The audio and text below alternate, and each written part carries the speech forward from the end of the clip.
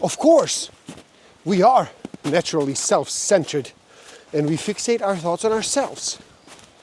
What we will get out of something, how we will benefit, how happy we will be. But our natural instinct is to only fixate on ourselves in the present sense, instead of how do you of tomorrow will feel. This is all too easy to see in many, many contexts. The ultimate question in the end becomes, if you wanted to treat your future self the best, how would you change your behavior in the present? 64,000 is the median number of words per book. Average person reads about 200 words per minute. Simple math will tell us that is one book in 320 minutes. To accomplish this in 7 days, numbers say you would have to read for 45 minutes a day.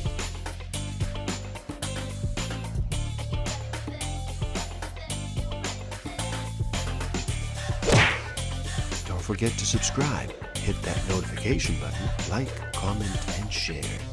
Enjoy.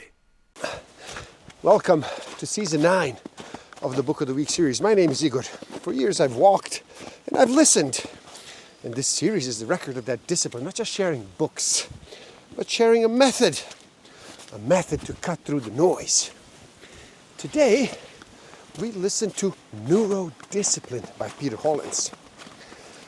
Everyday neuroscience for self-discipline, focus, and defeating your brain's impulsive and destructive nature. So in the next few minutes, let this be an invitation to slow down, to reduce the noise, make a choice to listen. This is a book that has over 20 actual actionable tips you can use today. This one really makes it super easy for you to actually do something about it. Stick around till the end. This season I'm not just sharing a tool, I am sharing a foundational layer. I'll show you how to identify the single most important frequency in all the noise of your life, the innate human need that is secretly driving your decisions, your behavior, your sense of overwhelm or sense of fulfillment. It is the first critical step on what I do call the listener's path. But first, let's listen to the past. Let's listen to Neuro Discipline. See, the first brain was described as neo-mammalian complex. It is described as the prefrontal cortex. Neo means new. In this view, this structure is exclusive only to so-called higher mammals, like human beings and other very closely related primates. It gives us our capacity for thoughts, for consciousness, for language, for planning, and so forth. Unfortunately, this is not where our priorities lie. The second brain is the paleo-mammalian complex, or what is discussed as the overall limbic system. Paleo means older. And as the name implies, this part of the brain was linked to the prehistoric mammals that didn't have much immediate need for reflection or for deep understanding. They just needed to feed themselves, procreate, watch after the children. But they needed to have a sensation that spurred these activities on. To eat, they needed to feel hungry. So the paleo-mammalian complex reflects those primal urges: hunger, sexual drive, parental drive, and emotions that bubble up. Now this is where our priorities lie. And this is much of the time outside of our conscious awareness.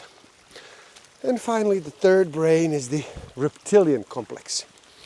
Named so because scientists used to believe that reptiles were driven by raw instinct more than carefully considered needs and biological imperatives. We're talking domination, aggressive attacks on other species, territorial marking, and ceremonial acts like a peacock showing its plumage. Caw, caw. The triune brain theory states that these three brains are always at each other's, throats. your rational, advanced human brain knows full well that it needs to do certain very practical things, and then if you do them fully, you will more likely get positive results. Another way to think about the arrangement of these brains is in the terms of energy expenditure. See, the prefrontal cortex needs a lot of gas to do its work. You have to constantly call up the reserves to think through about a situation, pros and cons, predict an outcome, analyze something. It's literally brain power. And you need it to think things through. Now, no one wants to do this for every decision, especially the ones that appear to require speed. Limbic system, on the other hand, is almost automatic. It takes nothing to process emotions or instantaneously react out of pure instinct. The limbic system loves the path of least resistance, well, because it's easier and it takes less energy to maintain. Now, the reptilian complex falls somewhere right in between. The introduction of the triune brain is for illustrative purposes only. It is meant to show why our actions do not match our intentions and how our brains actually work against us in many cases. See, the brain is a network. It's fundamentally composed of neurocells or neurons. Now, these neurons communicate to each other through chemical reactions. An impulse is one nerve fiber. It gets activated. Then it's converted into a chemical that flies across the grap and is received by another nerve ending. This act, multiplied by about 1 trillion times a day, is basically responsible for everything we do, say, or think, one way or another. Now, self-discipline is especially tied to a special neurotransmitter, dopamine. If you start feeling good in anticipation of something, the chances are you will be motivated into action to accomplish it. However, we unconsciously seek dopamine in our daily lives, and sometimes this pursuit creates self-sabotage, laziness, sloth, distraction, lack of focus.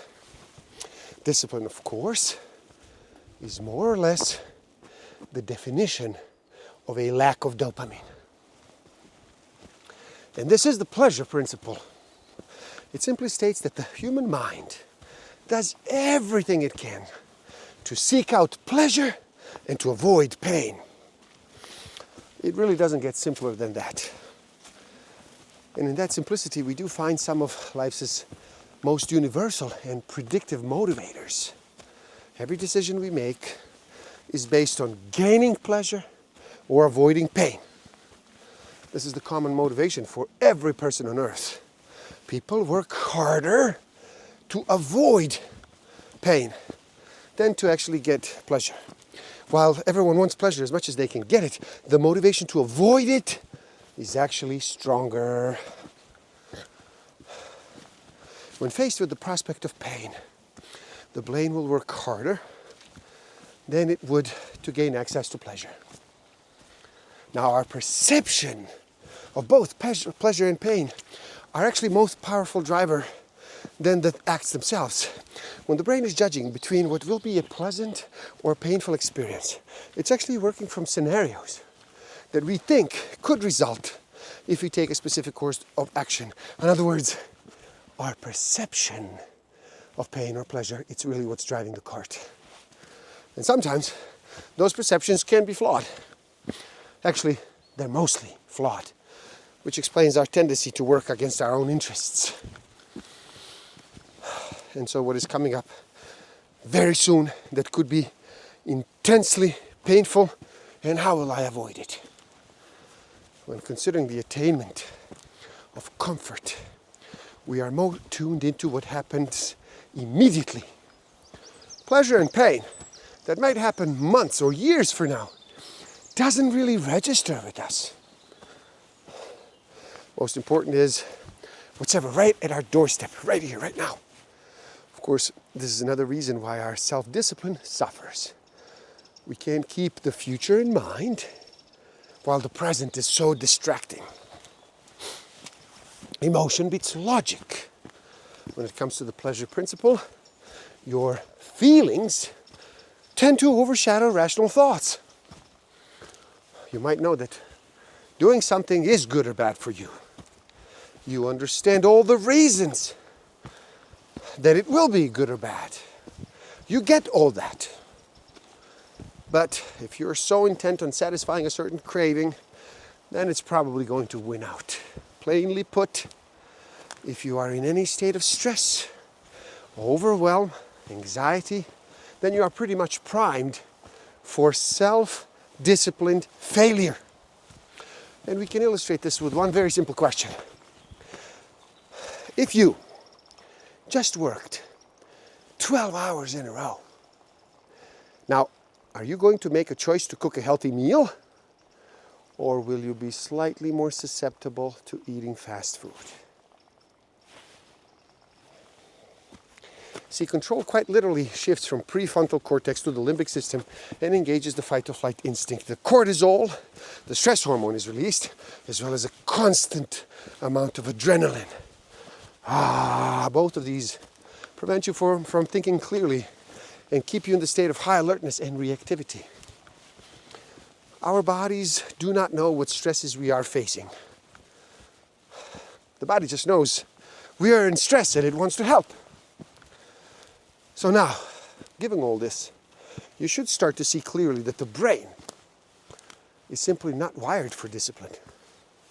Because of the way our neurotransmitters and brain structures have actually evolved over time, our brains are primed to take the path of least resistance almost all the time.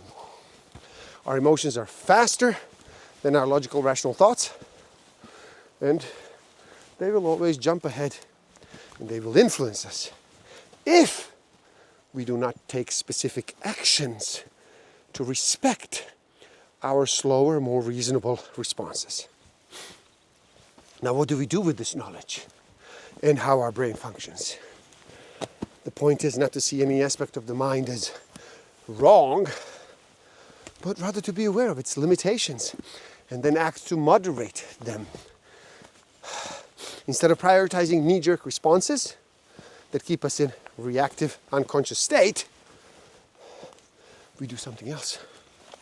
Now, a great way to think about this inner conflict in the mind is to use Mel Robbins' now very famous 5-second rule. And the rule is pretty straightforward. The moment you feel an impulse to act towards a certain goal, actually have the discipline to act within the next 5 seconds. Simply stop, acknowledge that you are about to make a decision, then count silently down in your head 5, 4, 3. When you hit 0 or before, act.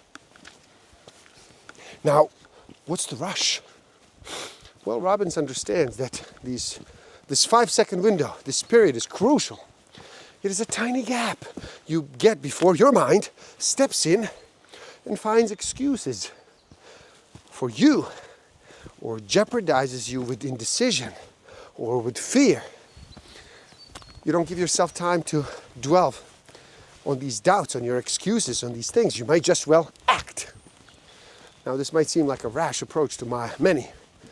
The 5-second rule is actually about striking while iron is hot. If you wait longer than 5 seconds, now your mind has the chance to jump in with all of your same old excuses, your worries, and all the other bullshit, and you never act. Now, Mel Robbins is not the only one to recognize the power of the gut intuitions, act quickly before your fear can stop you. A related technique is called the samurai 7 breaths. Once you strive to make decisions within a span of 7 breaths. Samurai!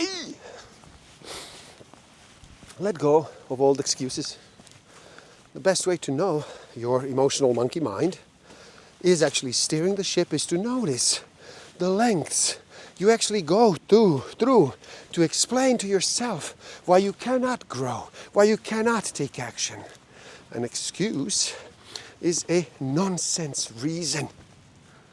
Your fear actually makes up to defend inaction, to avoid responsibility. It feels comfortable but ultimately it's self-defeating. And at the bottom of every excuse is, I'm actually afraid. But you can consciously decide that fear is not a reason to give up on your goals. At its core, self-discipline is sacrifice and letting go. It is feeling discomfort. It is pushing past boundaries. It is doing more than you've ever done before. Now, those feelings combined with deprivation are signs that you're on the right path. And the imperatives of the brain that we actually must defeat.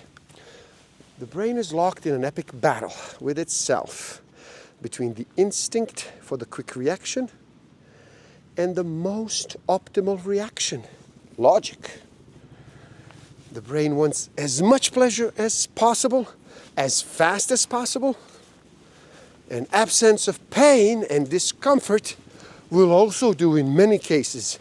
Speed is of the essence for your brain. And your brain never wants to sacrifice anything pleasurable. The brain really sounds like a grumpy infant, if not a skittish cat. Indeed, every approach ultimately tries to slow the brain down, insert logic and reason, satisfy the pleasure principle in alternative ways, and put sacrifice in the context of a greater life goal. That's how you do it. When we are tricking the brain, we aren't necessarily seeking to change the brain's tendencies. Good luck with that. Instead, we are going around them. Remind yourself, you do have a life to live beyond the current moment. And your current actions will either take you further away or closer to the life you do want. There's an old Zen saying, your anger, your depression, your spite, your despair, so seemingly real and important right now. Where will they have gone in a month, a week, or even a moment?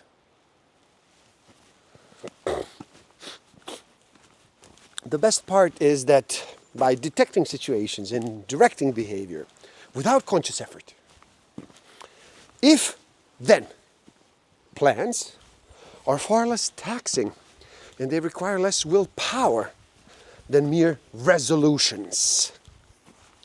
They actually enable us to conserve our self-discipline for when it's really needed and compensate for it when we do not have enough. Armed with if-thens, you can tell your fickle friend self-discipline that this year you will be needing him less. Now, conceived by behavioral scientist Kathy Milkman at the University of Pennsylvania, temptation building is a way to blend both future and present self-needs by making future rewards more immediate. So you give yourself instant gratification in the present while also achieving goals that will put your future self in the long run in a better place. In our context, this is satisfying both the limbic system and the prefrontal cortex simultaneously. There's no need to suffer in the present to get something done for your future self. If you do suffer, well, then you will lose all motivation. So find ways to bundle your temptations with your long-term goals. In other words, pair your obligations with instantaneous rewards. To use temptation building, you actually have to take an inventory of what you can use as your rewards.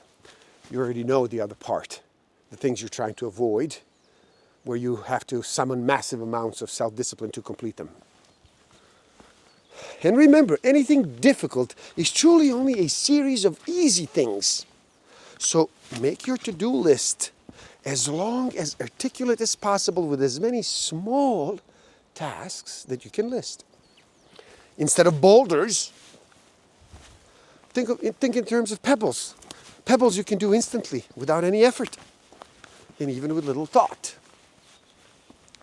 Can you start a fire only with big logs? You might be able to, but it would be difficult. It's much more preferable to start with kindling small parts, small steps can take you to the top of the hill and let you roll down the other side to actually seize momentum. They help you, that will take you away from passivity and inaction. And remember, what gets rewarded gets repeated. The behavior you take the time to become aware of and also encourage is more likely to happen in the future. So, using the progress principle is one way to train your brain into a positive feedback loop, working consistently towards your goal rather than resisting it or procrastinating it. So teach yourself to associate self-discipline with reward. The focus is always, however, on the process. And the end result is never guaranteed, but you do have a lot more control over the everyday processes right here, right now. Now, having more frequent, slightly smaller goals also does wonders for your sense of personal achievement. If we're meeting multiple short-term goals over a short period of time, we're giving ourselves more positive reinforcement more often. We are continually giving ourselves affirmation that we can accomplish things. It turns out that we need to trick the brain and work with it instead of directly battling its natural tendencies and trying to change them. We need to treat the brain like an angry and a grumpy infant. You can't just tell it to stop crying. You need to be strategic. Now, if you're consistently distracted, you succumb to temptations without even giving yourself a chance to exercise your self-discipline. It just doesn't occur to you. And you choose the path of least resistance despite your best intentions. You can lose awareness of your actions and then default to the pleasure principles' influences. This process can sneakily go on in the background, so you don't even realize that the discipline is lapsing until it's too late, and all of our past efforts have been wasted. Now, the two biggest facets of environmental change are reducing clutter and distractions, and optimizing choices based on the default habits. This way you can sidestep actually using self-discipline. You can save it for your bigger daily challenges. After all, why exercise willpower when you don't need to if you can plan around it? Self-discipline is the attitude we actually take to our day-to-day tasks. In service of a bigger goal, we actually do care about. It's the how. It's the process of routinely turning our awareness and our actions away from distractions and instant gratifications and towards building our dream, one piece at a time. Sacrifice, hard work, resilience, all these are a part of self-discipline. And every one of them takes place right here, right now, in the present moment. Self-discipline is a habit. It's not an outcome. It's a code of conduct you actually adopt permanently. The physical environment we work or think in has a massive effect on our self-discipline. And it can either help us or hurt us, but it will always have an impact. So fixate on the consistent daily actions, because that's what your brain can actually feel and taste.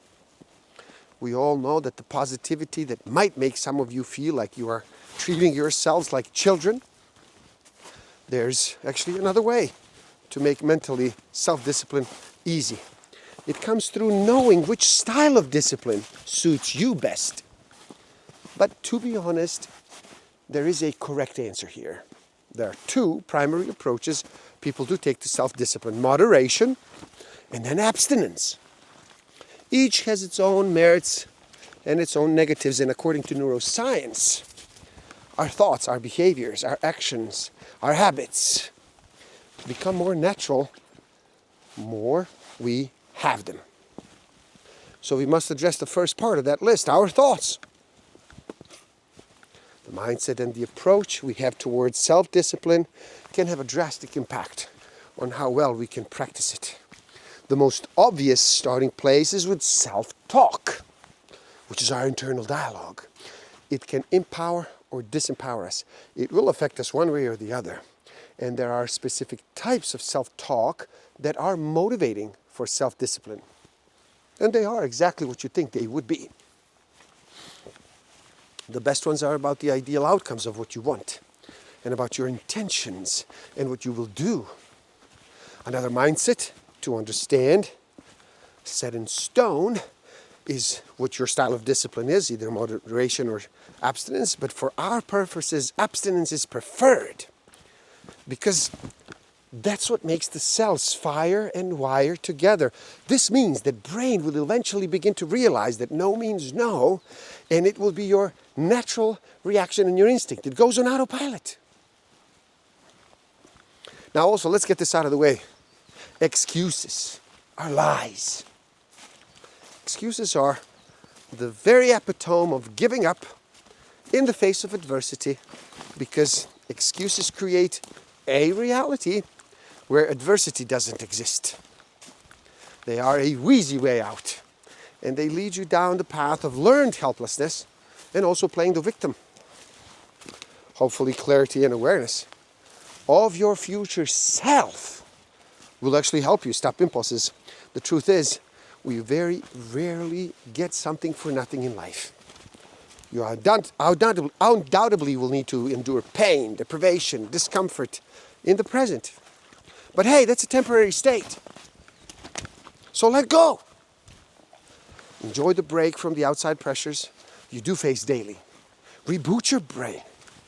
Eliminate all the clutter that was preventing you from thinking clearly or being self-aware. There is a great paradox in learning to not just tolerate, but embrace discomfort. Practicing being uncomfortable doesn't sound like much fun, and it isn't. But it is a skill that will reap far more rewards in the long term than merely chasing fleeting pleasures or shifting fancies in each moment. Mindfulness is the act of letting go of all thoughts except one. Well, that's at least one definition. Anyway, most of us are in a state of stress and anxiety without even knowing it. We're constantly bombarded by so much chatter, so many cries for our attention, that we do not know what it is to have a common and calm mind.